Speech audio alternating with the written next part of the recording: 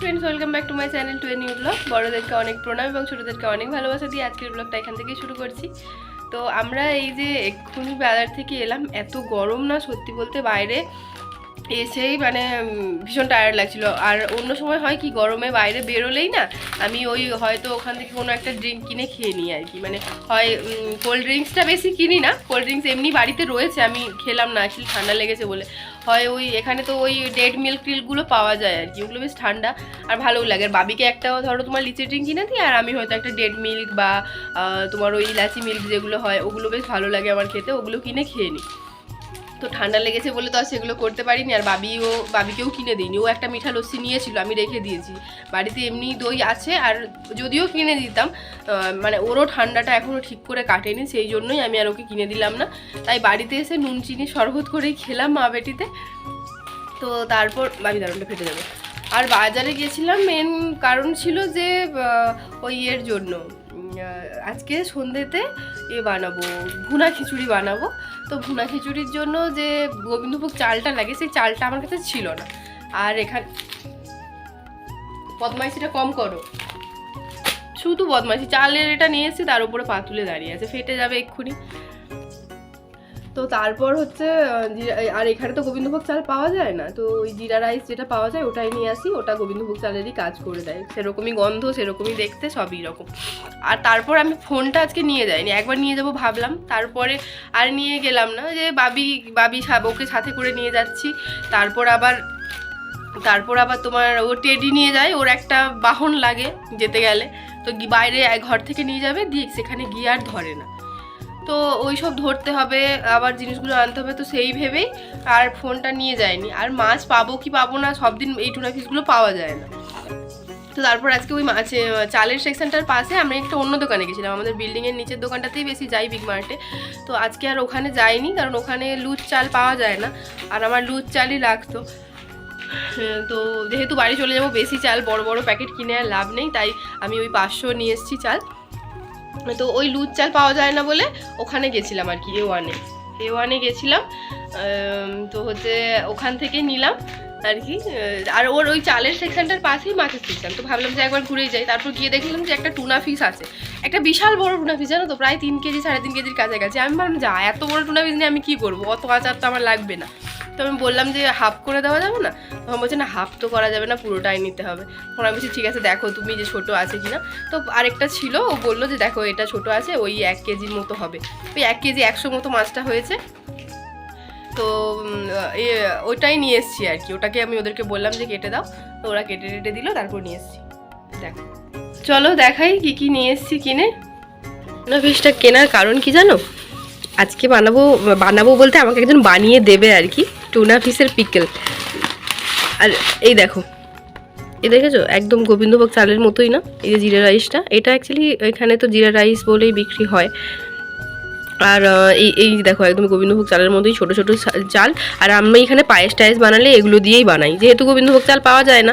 আর এটা না সত্যি বলতে স্মেলটাও পুরো ওই গোবিন্দভোগ চালের মতন, আর খুব সুন্দর হয়ও। আর আমি এখানে ওই যে 2টো বিট নিয়েছিলাম, ভাবলাম যে রবিবার ওই একটু করবো, কি বলে, ভেজিটেবিল চপ, তাই সেই জন্যই নিয়েছি। আর এই যে কাঁচা লঙ্কা নিয়ে এসেছি, মা আমি তো দেখিনি যে এত দাম বেড়ে গেছে, এগুলো 12-13 টাকা করে থাকে। আজকের প্রাইস দেখো, দাঁড়াও ভাবি নড়িও না, দাঁড়াও, আজকে গ্রিন চিলির প্রাইস দেখেছো 26.72, মানে তোমার 510 টাকা করে কিলো, ভাবতে পারছো। আমি এই যে 160 গ্রাম হয়েছে আমার এটা, এই দেখো 160 গ্রাম হয়েছে, তার দাম নিয়েছে এই যে 4.28, মানে তোমার ওই প্রায় 80 টাকা মতো। মানে আমি তো ভাবিনি, তারপর ভাবলাম কমিয়ে দেবো। তারপর না ওই যে বানিয়ে দেবে টুনা পিকেলটা, সে বলেছিল যে অনেকটা পরিমাণে গ্রিন চিলি লাগে, তো সেই কারণেই আরও নিয়ে চলে এলাম। আবার একটা অন্য দোকানে যাব, তার জন্যই নিয়ে চলে এসেছি। আর এই যে দেখো টুনা ফিশটা এখানটাতে এই যে একদম ছোট ছোট করে কেটে দিয়েছে, জানো তো, একদম। আমি মানে ও আমাকে বলেছিল যে দোকানে বলবে ওরা কেটে দেবে ছোট ছোট করে, তো ওই জন্য কেটে দেয়। আমি দাঁড়াও খুলে যখন ধোবো সেটা ভালো করে দেখাচ্ছি, বলতে বলতে দেখো। ওকে কেন আমি ওর উপরে রেখে যাই বলো, দেখো চালটার উপরে পা তুলে তুলে তাকে ফাটিয়ে দিল, দিয়ে দেখো এই কোণে গিয়ে লুকিয়ে গেছে। তোমার মারটা কম হয়েছে জানো। তারপর দেখো এই যে কিচেনে চলে এসেছিলাম, ওই যে বললাম মাছগুলো তোমাদেরকে দেখাবো, আর আমারও কাজটাও হয়ে যাবে আর দেখানোও হয়ে যাবে। আর এই দেখো এই যে মাছগুলোকে ছোট ছোট করে পিস করে কেটে দিয়েছে। তো এই পিসগুলো বলছিল যে একটু বড় হয়ে গেছে, তো সেই জন্য আমি আরও একটু ছোট করে কেটেছিলাম আর কি। আর এই যে মাথা টাথাগুলো দিয়ে দিয়েছিল, তো এই যে কাঁটাগুলো এগুলো আলাদা করে নিয়ে এসেছিলাম।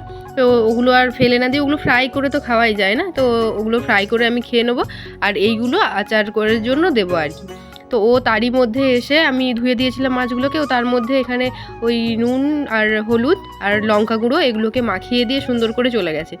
আর মানে একটু জল থাকা যাবে না আর কি, একটুও জল থাকবে না, এরকম করেই মাছগুলোকে ভাজতে হবে, মানে মাখাতে হবে। তারপরে আমি আধা ঘন্টার জন্য ফ্রিজে রেখে দিয়েছিলাম। তার মধ্যে খাওয়া দাওয়া সব সেরে নিয়েছি। তারপর 3টের দিকে এসেছিলাম আর কি রান্না করতে বলতে মানে ওই বানাবে, আমি মাছগুলো জাস্ট ভেজে দিচ্ছিলাম। আর এই যে দেখো মাছগুলোকে আমি বেশ অনেকটা পরিমাণেই তেল দিয়ে না ডিপ ফ্রাই করে ভাজতে হবে। তো এই যে ডিপ ফ্রাই করে ভাজবো সেই জন্য কড়াইতে অনেকখানি তেল দিয়েছি, এবং তার মধ্যেই দেখো মাছগুলোকে একটা একটা করে ছেড়ে দিচ্ছিলাম। আর আমি ভেবেছিলাম যে বেশি করে মাছ দিলে মানে আমাদের যেটা হয় আর কি, বেশি একসাথে মাছ দিয়ে দিলে মাছগুলো আটকে যাবে, মানে চিটে যাবে, তাই আমি অল্প অল্প করে দিচ্ছিলাম আর বাকিগুলো রেখেছিলাম পরে দেবো বলে। তো তারপর আমি বাসন ধুচ্ছিলাম, তো ও এসেছিলো আর কি। ও এসে বলছে মাছগুলো ভাজা হয়ে গেছে, সেগুলো তুলে দিয়েছে। আর দেখো কত মাছ ছিল সব একসাথে দিয়ে দিয়েছে। আমি ওকে জিজ্ঞাসা করলাম যে কিছু হবে না, বলছে না ওগুলো ভাজা হলে ঠিক হয়ে যাবে, কিচ্ছু হবে না। তা যারা জানে না তারা ঠিকই জানে, দেখো আমরা জানি না, তাই সেই জন্য মানে ওরকমভাবে করছিলাম। আর তারপরে দেখো বেশ ওই মানে মাছটার জন্যই এতগুলো পরিমাণে আদা রসুন পেঁয়াজ ওই ছাড়িয়েছে সব, আমি রসুনটা ছাড়াচ্ছিলাম আর বাকিগুলো ওই করেছে। মানে আমি বাসন ধুচ্ছিলাম, আমার অনেকগুলো বাসন ছিল, আর ওর রান্না টান্না সব হয়ে গেছিলো, খাওয়া দাওয়া হয়ে গেছিলো আগে, তো সেই কারণে আর কি। তো এইগুলো লাগবে, রসুন আদা আর কাঁচা লঙ্কা। আর তারপরে এই যে এটা মিথিটাকে ভেজে নিয়ে হালকা ড্রাই রোস্ট করে এটাকে এখন আমি ওই যে ম্যাশের যেগুলো হয় তো ওটাকে দিয়ে একটু ঠুকে স্ম্যাশ করে নিচ্ছিলাম আর কি। তো এটার জাস্ট একটা পাউডার লাগবে, একদম মিহি পাউডার না হলেও চলবে। তো তারই মধ্যে আমি ওখানটা পরিষ্কার করছিলাম। ওই যে তেলটা ছিল মাছ ভাজার পরে, তারপরে আরও অনেকটা তেল দিয়েছে, যতটা দেখছো ওই প্রায় অতটার কাছাকাছি তেল দিয়েছে, জানো তো অনেকটা তেল লেগেছে এখানে। তার মধ্যে রসুন দিয়েছিল আগে, রসুনটা একটু ভাজা করার পরে আদা দিল, তারপরে দিল এই যে গ্রিন চিলিটা পেস্ট করে। তো ওইগুলোকে ভালো করে ভেজে নিয়ে এখানে দিয়ে দিচ্ছিল কারি পাতা। তো ওগুলোকে ভালোভাবে ভাজার পর এখানে কাশ্মীরি রেড চিলি পাউডার আর এমনি যে রেড চিলি পাউডার মানে যেটা ঝালের জন্য ইউজ করে সেটা দিল। আর তারপরে দিল করিয়েন্ডার পাউডার মানে তোমার ধনে পাউডার যেটা, তো সেটা দিল। তারপর ওই মিথি গুঁড়োটা দিয়ে দিল। আর এটা না ঠিক ওই আমচুর পাউডার যেরকম হয় না, জানো তো ওই আমচুর পাউডারটা ওরা ইউজ করে সব রান্নাতে, তো ওটাই দিচ্ছিল আর কি। তো সব দিয়ে ভালোভাবে মশলা টশলা কষিয়ে নিল। তারপর অল্প অল্প করে জল করে একটু মানে অল্প একদম কষকষে গরম জল অল্প অল্প দিয়ে একটু গ্রেভি করলো। তারপর ওই ভেজে রাখা টুনা ফিশগুলোকে দিয়ে দিল। আর এই আচারটা সত্যি বলতে এত টেস্টি না, মানে আমার তো ভীষণ ভালো লেগেছে। আমি এই আচারটা বানাচ্ছি মেনলি বাড়ি নিয়ে যাব বলে, বিশেষ করে আমার শ্বশুরমশাইয়ের জন্যই, কারণ বাবা সব ধরনেরই আচার খেতে খুব ভালোবাসে আর কি। তো আমার যেটা মনে হয় যে বাবার এটাও খুব ভালো লাগবে, তো সেজন্যই আমি নিয়ে যাব। এবারে শুধু বাবার জন্য স্পেশালি মানে মনে করে বানাচ্ছি, বাবার জন্য সবাইকেই দেবো, আমার বাড়িতেও কিছু দেবো, বাবার জন্যও কিছু দেবো, আমিও এখানে খাবো।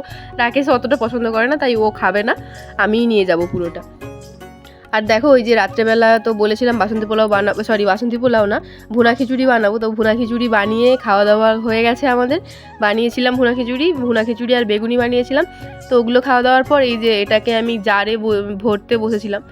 তো এই যে জারে ভরে নিই। আর চলো তাহলে আজকের ব্লগটা এখানেই শেষ করছি। আর এই টুনা ফিশের ব্লগটা মানে বিকেলের ব্লগটা তোমাদের কেমন লাগলো অবশ্যই জানিও। আর চাইলে তোমরা চেষ্টা করতে পারো বাড়িতে, জানো তো ওখানে এই মাছগুলো পাওয়া যায়, মানে হয়তো বড় পাবে না, তবে ছোট মাছ পাবে। আর ব্লগটা কেমন লাগলো জানিও, ভালো লাগলে লাইক কমেন্ট শেয়ার করো, নতুন হলে সাবস্ক্রাইব করো। টাটা।